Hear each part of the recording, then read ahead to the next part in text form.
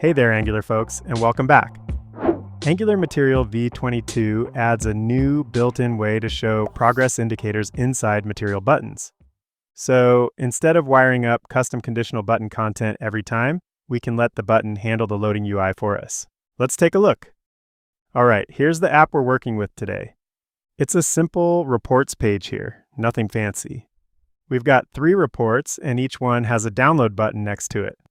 When we click one, notice how the button shows a progress spinner while the report downloads. That works, but the interesting part is how we get that loading state into the button cleanly. Well, this is pretty easy to set up in Angular Material v22 using map button. Let's take a look. Here, we're looking at the template for the report list component that we just saw in the browser. We have a for loop to iterate over each report and render a list item. Inside each row, we have a map button used for the download button. The outlined value provides the outlined button style that we saw in the browser. The button is disabled anytime the downloading ID signal is set, which happens in the custom download function called onClick. So all download buttons are disabled when one report is downloading. Now, let's add a spinner inside the button with the map progress spinner. To do this, let's switch over to the TypeScript. Here, let's add the component to the imports array so that we can use it in the template. Okay, let's switch back to the template and add our spinner. First, let's add a condition. If the downloading ID matches the report ID, then we'll add the progress spinner, but when it doesn't match, we'll show the download label. Okay, now let's add the map progress spinner component. It needs a mode input. We'll set it to indeterminate, which means it spins indefinitely rather than showing a percentage. This is probably what we want in this case because we don't know how long the download will take. Next, we'll add a diameter to control the size of the spinner. Let's go with 20 pixels to make it fit nicely within the button without overwhelming it. Then let's add an ARIA label of downloading to help with assistive technologies.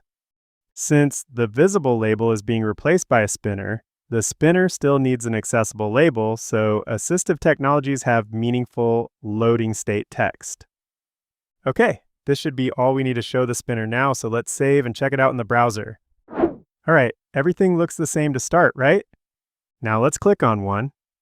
Okay, not bad. It shows the spinner, but it doesn't look exactly like the original example, right? The button shrinks while the spinner is visible. The width changes between the text state and the spinner state, which gives it a slightly janky feel. That's because we're swapping the content entirely, so the button resizes to fit whatever's inside it. We also had to write our own conditional logic to switch between the two states. Well, as of Angular Material v22, there is a much better way to do this. So let's switch back over to the template. First, let's remove the custom condition entirely. We don't need it anymore. Both the spinner and the text live inside the button at the same time now. That might look weird, but stay with me. Now, we just need to add the new progressIndicator attribute. This is simply an attribute selector used for content projection within the map button component. Whatever we put this attribute on gets projected into the button's progressIndicator slot, and material controls when that slot is shown.